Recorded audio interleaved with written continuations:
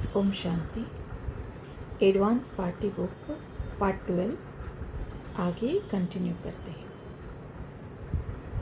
अगला टॉपिक है advance party, advance stage, advance जन्म और धर्मराज पूरी।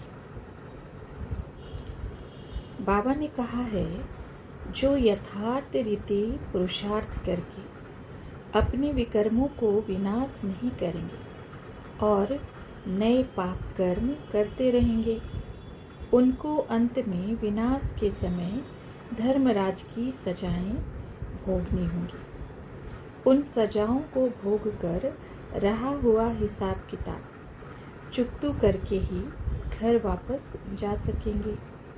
इसलिए बाबा कहते हैं, योग बल से सारा हिसाब किताब पूरा कर लो और अपनी अवस्था ऐसी बना लो जो धर्मराजपुरी की सजाएं ना भोगनी पड़े और ही धर्मराज तुम्हारा स्वागत करके आगे भेजे।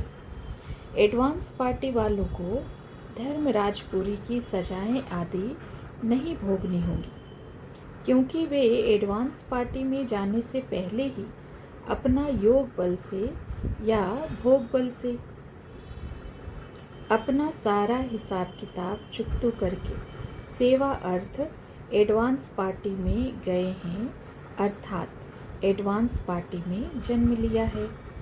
यदि उनको कोई सजा भोगनी भी होगी तो बहुत कम होगी। एडवांस स्टेज वाले भी अपने विकर्मों के हिसाब किताब चुकतू कर लेते हैं, तब ही वे एडवांस जन्म में जा सकेंगे। परंतु बाबा ने कहा है कि पास विद ऑनर तो 8 ही होते हैं, जिनको कोई सजा नहीं भोगनी होती है, और ही धर्मराज उनको आदर सम्मान के साथ आगे भेजता है। बाकी सब एडवांस जन्म लेने वालों को भी अंत में कुछ न कुछ सजाएं भोगनी ही होती है। एडवांस जन्म लेने वालों को तो एडवांस जन्म लेने के समय धर्मराजपुरी का ज्ञान भी नहीं होगा, क्योंकि वे परम धाम से सीधे आएंगे और एडवांस जन्म लेकर सतयुग की आदि करेंगे। वास्तविकता ये है कि उस समय धर्मराजपुरी होगी ही नहीं, परंतु एडवांस जन्म लेने से पहले एडवांस स्टेज के समय उनमें ये धर्मराजपुरी का ज्ञान रहता है और वे इसके लिए पुरुषार्थ करते हैं कि अंत समय उनको धर्मराजपुरी में जाकर सजाएं आदि न खानी पड़े। वे अपना सारा हिसाब किताब चुकतू करके ही परम धाम जाते हैं और वहाँ से आकर एडवांस जन्म लेते हैं।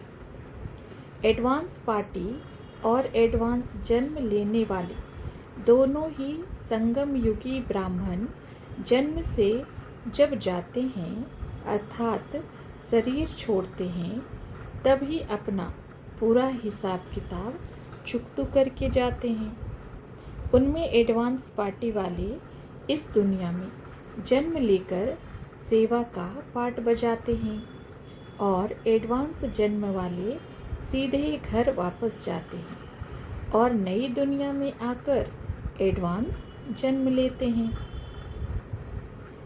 ब्राह्मणों में अर्थात एडवांस स्टेज वाली आत्माओं में जिन आत्माओं का हिसाब किताब रहा हुआ है, उसको विनाश के समय धर्मराजपुरी की सजाएं आदि भोगनी होंगी और उनको इसका ज्ञान भी रहेगा, परंतु उनको सजाएं बहुत कम भोगनी होती हैं। धर्मराजपुरी में सजाएं ना भोगनी पड़े, इसलिए बाबा ये सब बातें बताकर पुरुषार्थ कराते हैं। बाबा सदैव ही ब्राह्मण आत्माओं को कहते हैं, अभी पुरुषार्थ करके अपना सारा पुराना हिसाब किताब पूरा कर लो, जो धर्मराजपुरी में सजाएं ना खानी पड़े। अब नेक्स्ट टॉपिक है advance party, advance stage, advance जन्म और विश्व का Navnirman. Advance party, advance stage, advance जन्म और साइंस एंड टेक्नोलॉजी।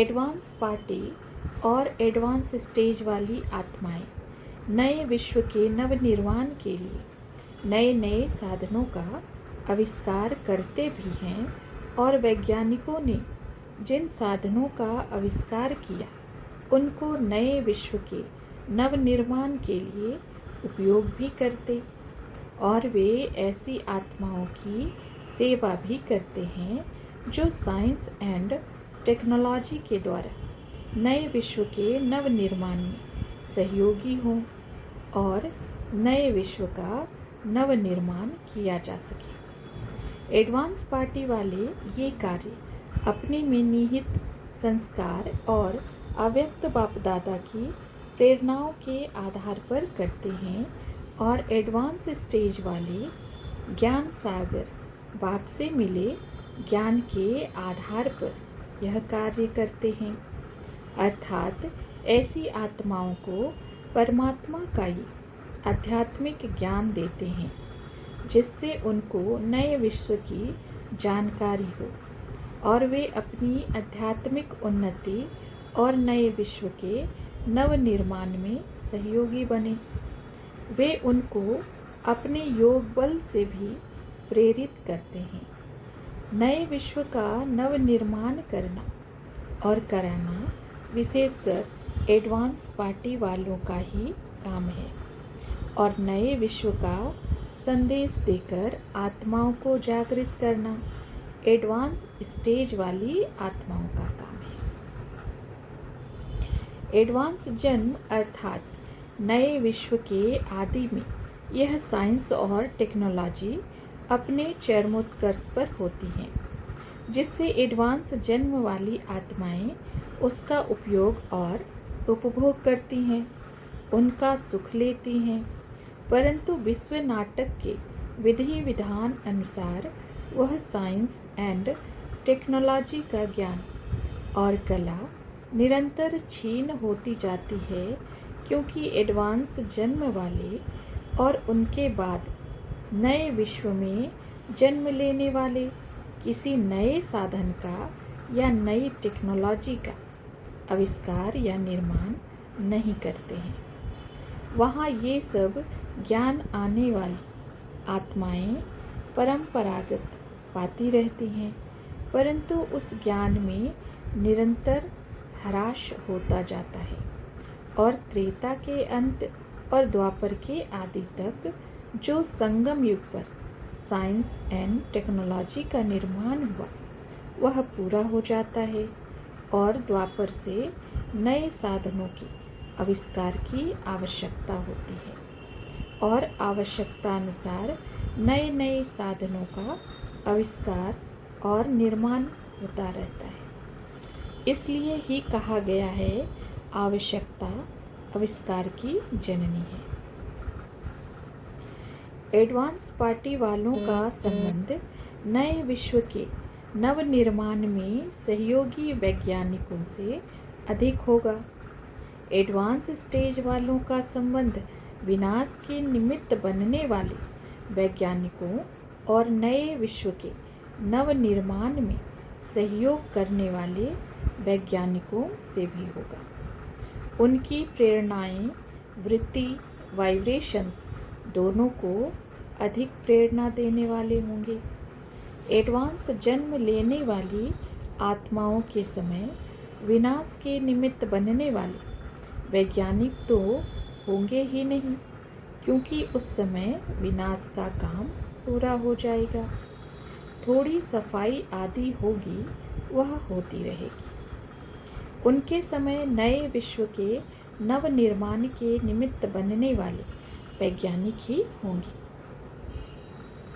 समयांतर वे भी शरीर छोड़ेंगे और परम धाम जाकर सतयुग त्रेता में अपने किए गए पुरुषार्थ अनुसार आकर जन्म लेंगे।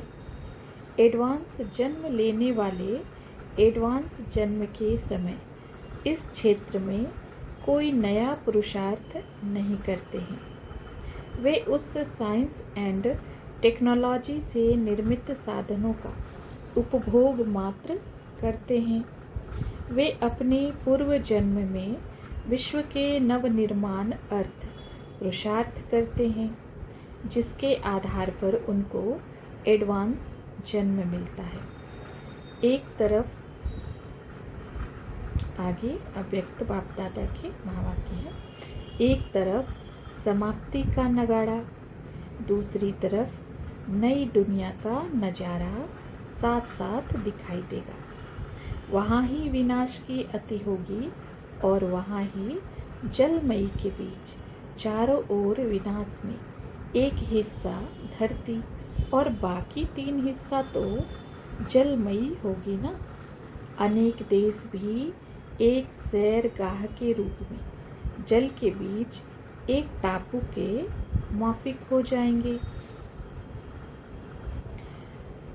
फिर आगे बाबा ने कहा है, साइंस वालों को प्रेर रही हूँ कि जल्दी जल्दी वे कोई ऐसी नई इन्वेंशन करे जिससे शरीर छोड़ने में दुख कम हो और परिवर्तन हो जाए। हिंसा करने वालों को हिंसा से वैराग्य आ जाए। ऐसा वायुमंडल फैलाने के लिए बाबा ने कहा है, तो हम सब मिलकर ऐसा वायुमंडल फैला रहे हैं। आगे हैं साकार बाबा के महावाक्य, यह जैसे कि बाजोली है, पहले शूद्र हैं अनेक, फिर बाप आकर रचना रचते हैं ब्रह्मा द्वारा ब्राह्मणों की। यह मनुष्य सृष्टि रूपी झाड़ है, परम धाम में है आत्माओं का झाड़। यहाँ वैरायटी मनुष्यों का वैरायटी रूप है। यह ज्ञान किसको समझाने में कितना मजा आता है। ब्राह्मण जब हैं तो सब धर्म है, शूद्रों से ही ब्राह्मणों का सैपलिंग लगता है। मनुष्य तो झाड़ों का सैपलिंग लगाते हैं, बाप नई दुनिया का सैपलिंग लगाते हैं जहाँ विश्व में शांति होती है। अब आगे अव्यक्त बाप दादा के महावाक्य है, हर एक अपनी रचना अर्थात अपनी राजधानी तो बना रहे हो ना, परंतु राजधानी में भी नंबरवार तो होते हैं ना। वे भी किस आधार से होते हैं और उनमें भी कोई आपके भक्त हैं। शक्तियों के भक्त और बाप के भक्त अलग अलग हैं। प्रजा कोई ना कोई संस्कार स्वभाव के वशीभूत होने के कारण हाई जंप नहीं दे सकती, इसलिए रॉयल परिवार में वह राजकुल में आने के बजाय रॉयल प्रजा बन जाते हैं। अब है साकार मुरली से, महाभारत लड़ाई भी दिखाई है, दूसरे किसी शास्त्र में लड़ाई की बात नहीं है। महाभारत लड़ाई संगम पर ही लगती है। याद के बल से तुमको बाबा से विश्व की बादशाही मिलती है। उस साइंस के बल से विनाश होता है, फिर उसी साइंस के बल से सतयुग में सुख होगा। साइंस वाले इन्वेंशन करते हैं सुख के लिए, अंत में वे भी आकर कुछ ज्ञान लेंगे। अंत में तुम्हारे साइलेंस बल का बहुत आवाज़ निकलेगा। आगे चलकर साइंस वाले भी आएंगे। एक्टर्स को पता तो होना चाहिए कि हम 84 जन्म कैसे लेते हैं। भारतवासियों को अपने धर्म का पता न होने के कारण और धर्मों में चले जाते हैं। अब यहाँ पे क्वेश्चंस हैं। साइंस एंड टेक्नोलॉजी सत्युग के निर्माण के लिए आवश्यक साधन है, तो ये सब साधन संगम युग पर निर्माण होंगे या सतयुग में निर्माण होंगे, और उनको निर्माण करने का आधार क्या होगा, अर्थात वह शक्ति क्या होगी जिससे इन साधनों का निर्माण होगा। तो बाबा कहते हैं, विवेक कहता है कि सतयुग के नव निर्माण और सतयुग के संचालन में सौर ऊर्जा का विशेष सहयोग होगा, जिसका आविष्कार अभी संगम युग पर हुआ है और दिनों दिन विकास को पाएगा और अंत में सतयुग के नव निर्माण में सहयोगी बनेगा, क्योंकि वहाँ प्रदूषण फैलाने वाली कोई चीज़ें होती नहीं हैं। ये प्रदूषण फैलाने वाली चीज़ें द्वापर के बाद बनती हैं। तब तक यह सौर ऊर्जा का ज्ञान विलुप्त हो जाता है। नए विश्व के नवनिर्माण के लिए प्रायः सभी प्रकार के साधनों का आविष्कार संगम युग पर ही होता है और उनका निर्माण सतयुग त्रेता में भी होता रहेगा, परंतु वह ज्ञान दिनों दिन विलुप्त होता जाएगा। अब आगे हैं मातेश्वरी जी के महावाक्य। आत्मा में इतनी शक्ति होनी चाहिए जो आत्मा कर्मों के बंधायमानी में ना आए। इन बातों को धारण करने से सहज कर्मातीत अवस्था हो जाएगी। बाकी अपने को कोई वेद शास्त्र पढ़कर डिग्री हासिल नहीं करनी है, बल्कि इस ईश्वरीय ज्ञान से अपने को अपनी जीवन बनानी है, जिसके लिए हमको ईश्वर से वह शक्ति लेनी है। बहुत मनुष्य यह प्रश्न पूछते हैं कि सृष्टि की आदि कैसे हुई। सभी धर्म वाले इतना ही जानते हैं कि सृष्टि की आदि हमारे धर्म से ही हुई है। कोई कोई समझते हैं पहले हड्डियों से आदमी बनाया गया, फिर उसमें श्वास लगाया गया, फिर लंग्स आदि लगाई गई। इस प्रकार पहला मनुष्य बना, बाद में सारी सृष्टि पैदा हुई। वास्तव में परमात्मा अनादि है, तो यह सृष्टि भी अनादि है। उस अनादि सृष्टि की आदि भी परमात्मा द्वारा ही हुई है। आगे हैं साकार मुरली से। अभी यह नाटक पूरा होता है।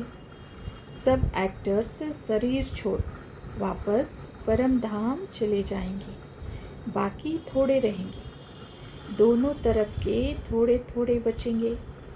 फिर विनाश के बाद मकान आदि बनाने वाले, सफाई करने वाले भी बचते हैं। हम भी चले जाएंगे। फिर तुमको राजाई में जन्म मिलेगा। बाबा ने कहा है, जहाँ जीत वहाँ जन्म। भारत में ही जीत होगी।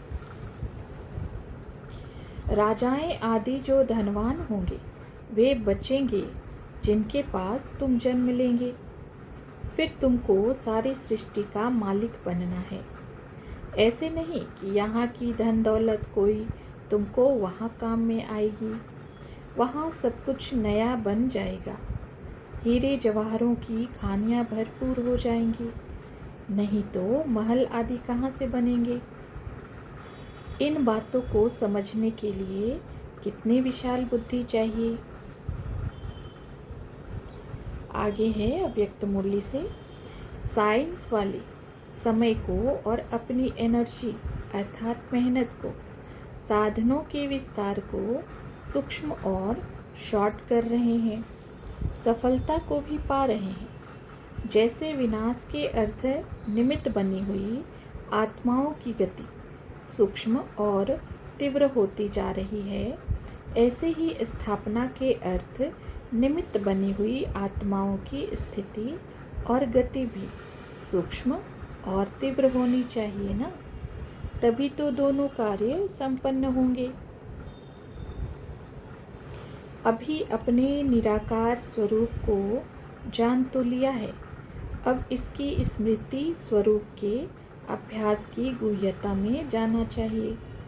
जैसे साइंस वाले हर वस्तु की गुह्यता में जाते हैं और नए नए इन्वेंशन करते रहते हैं, ऐसे ही आप अपने निजी स्वरूप और उसके अनादि गुण संस्कार के एक एक की डीपनेस में जाना चाहिए। जैसे आनंद स्वरूप है तो वह आनंद स्वरूप की स्टेज क्या है, उसकी अनुभूति क्या है, उससे प्राप्ति क्या है, आनंद कहाँ किसको जाता है, उस समय की स्थिति का प्रत्यक्ष प्रभाव स्वयं पर और अन्य आत्माओं पर क्या होता है।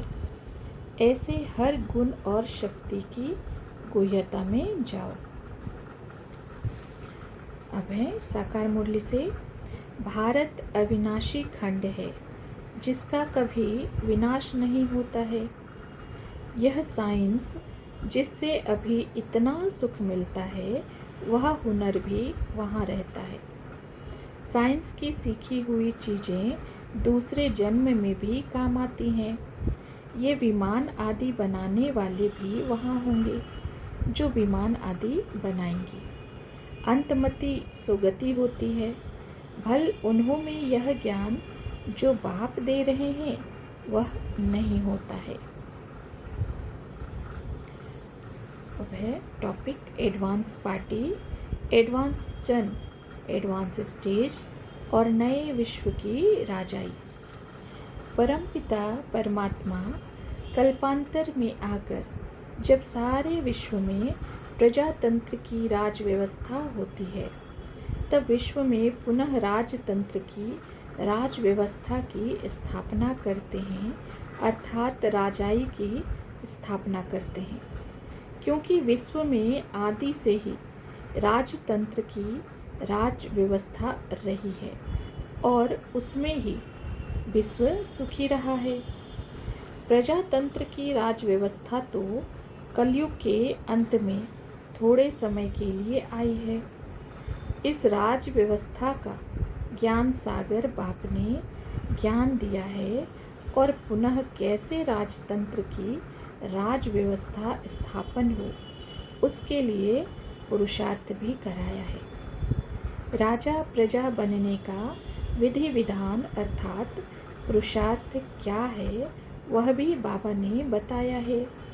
विश्व में राजतंत्र की राज व्यवस्था स्थापन करने में एडवांस पार्टी, एडवांस स्टेज और एडवांस जन्म लेने वालों की क्या भूमिका होगी वह भी बाबा ने बताया है।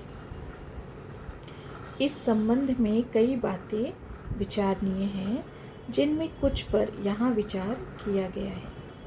नई दुनिया के लिए ज्ञान देने वाला एक बाप ही है। वही ज्ञान देकर नई दुनिया स्थापन करते हैं। यह ज्ञान कृष्ण ने नहीं दिया। कृष्ण की अपनी राजधानी और राधे की अपनी राजधानी थी। फिर उनकी आपस में सगाई होती है। वे ही शादी के बाद लक्ष्मी नारायण विश्व के महाराजा महारानी बनते हैं। अभी तुम्हारी बुद्धि में यह बातें टपकती रहनी चाहिए। अब है अव्यक्त मुरली से। इस थोड़े से समय में राज्य अधिकारी बनने व रॉयल फैमिली में आने के लिए क्या करना होगा। वैसे संख्या के हिसाब से सतयुग में विश्व का तख्त सभी को तो मिल भी नहीं सकता। रॉयल फैमिली में भी आते हैं तो वे भी पहला नंबर हैं। चाहे बड़े तख्त पर नहीं बैठते लेकिन प्रारब्ध नंबर 1 के हिसाब से ही है। तो पहले नंबर के रॉयल फैमिली में आना यह भी श्रेष्ठ पुरुषार्थ है। नंबर 1 तख्त पर बैठना और उनकी रॉयल फैमिली में आना इसका भी गुह्य रहस्य है।